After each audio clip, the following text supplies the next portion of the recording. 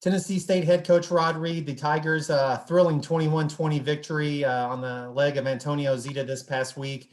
Their first spring win. They are going to travel to Murray State, who's now nationally ranked 24 in one poll, 25 in the other on Sunday. So, Coach, let's just talk about the victory first, and then we'll get into some other questions after that. Well, it was a much-needed win for our football team. You know, our guys have played hard the past 2 weeks, and, you know, we came up a little short.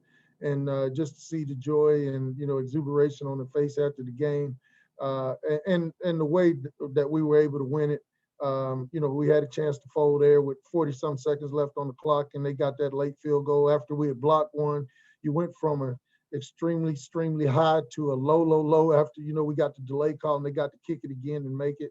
And just to see us, you know, settle back in as a staff as well as our players and be able to, you know, put together a couple of plays to get Zeta in field goal position. It was great for our program and it was great for our young men. You've talked about him before, but I mean, we have to ask about Zeta to start, and 62-yarder, but he also hit a 51-yarder, and then the game winner. Just having that kind of weapon and confidence in somebody. Well, I guess let's talk about the 62-yarder and having him go out and kicking that and the thinking behind it. Well, I mean, you know, in the pregame, you know, he made a couple from 62. You know, it was off the tee though. So, you know, he kicked one from midfield and it went through the uprights. And he said he felt pretty good from 60, you know, going into the locker room before the game. And going into the win, he told me right on the edge of 53 or whatever the case may be. So, you know, I trust him. You know, I go out there and watch him kick in all the pre-games, and, you know, we talk about the win and all that good stuff. And so, you know, after I watched him kick in the pregame and then, you know, watched him, you know, hit a couple before the game, I felt pretty good about him going out there. Now, it was a stretch. Don't get me wrong. You know, anytime you ask a kid to kick a 62-yard field goal, you know, that's a stretch. But, you know, the flags were straight out on the goalpost and we had a straightaway win. So we thought we'd give him a shot at it. What was his reaction after the game and just how he felt after he hit that in the game? Well, you know, he was very excited about it, man. And, you know, he has strong faith. And, you know, he said that was all Jesus. And he was right. You know, that had some divine intervention on that one. But, you know, he's a talented kid. He's accurate with his kicks. So we trust him in a lot of long situations. And he's made long field goals for us before. But that was just kind of the icing on the cake. And then just obviously you want to win games. How important is it to get that first win and just get in the win column for this year?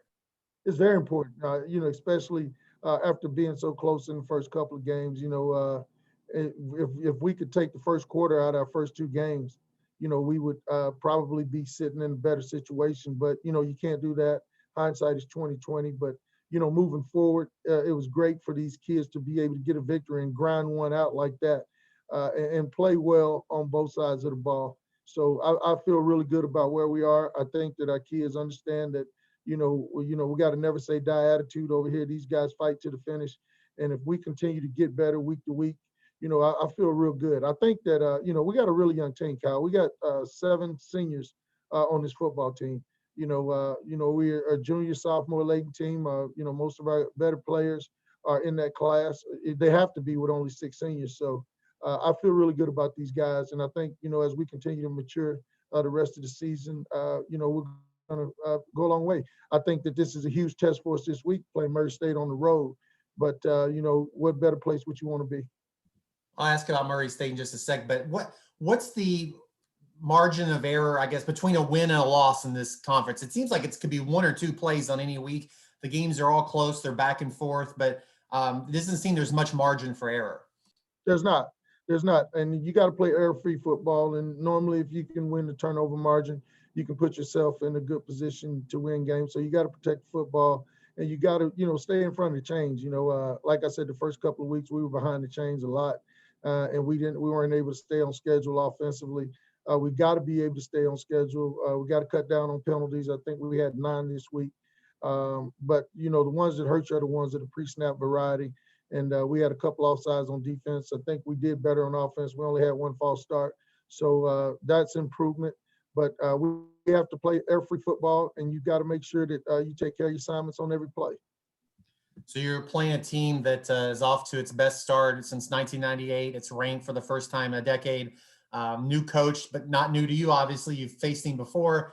They had 2 interception returns for touchdowns over 75 yards. So maybe talk a little bit about that and just what you've seen from them so far on film. Well, I mean, they're a tough football team. You know, they play hard. You know, they're a physical team. They want to impose their will on you. You watch them run the football. They got 2 really good running backs that, you know, get the ball downhill. And they got 2 big play receivers out there that you got to be really, really conscious of. And the quarterback, you know, he manages their football team. He's a third runner in that offense. He may have been the third leading rusher last week, but he can run the football at any given point in time. He works the pocket really well. So, and defensively, they're aggressive. You know, they move around a little bit. They bring pressure. It's a Dean Hood football team. They want to be a physical football team. You know, we faced Dean, you know, several times when he was at EKU. But the MO of the team has not changed. They want to be a physical team and impose their will on you. And they got up to a 20-point lead, and then Tennessee Tech fought back, and again, it was right down to the wire. They want to, and you said physical, they've ran the ball pretty well this year, save for last week. That's probably a change from what you've seen from Murray State teams in the past. Yeah, Murray State, you know, with Mitch and Chris Hatcher, it was basketball on turf. It was one side of the field to the other, you know, snapping the ball every 15 seconds. So it is a little change.